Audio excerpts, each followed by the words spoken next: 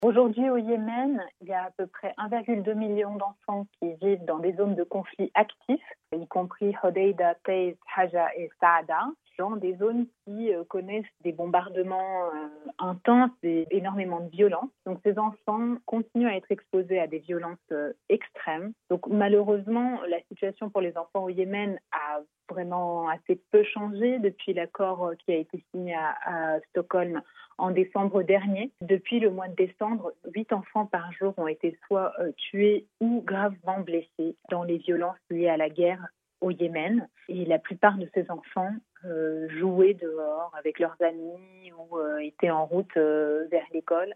Donc on voit que l'impact du conflit touche tous les aspects de la vie des enfants au Yémen. Les enfants connaissent une violence inouïe, des niveaux de pauvreté extrêmement élevés et ce sont vraiment des décennies de conflits qui font que la société yéménite est épuisée, taxée par ces violences constantes. Donc les enfants connaissent vraiment une situation extrêmement difficile. Au-delà des violences, donc l'impact direct des combats sur les enfants au Yémen, il y a aussi toutes les difficultés associées, notamment les difficultés d'avoir accès aux soins médicaux. Moins de la moitié des hôpitaux dans le pays ou des centres de santé peuvent fonctionner aujourd'hui. Il y a 1,8 million d'enfants qui souffrent de malnutrition. Et parmi ces enfants malnutris, on estime qu'il y a à peu près 360 000 enfants malnutris sévères aigus. Donc ça, c'est vraiment les enfants qui luttent pour leur survie.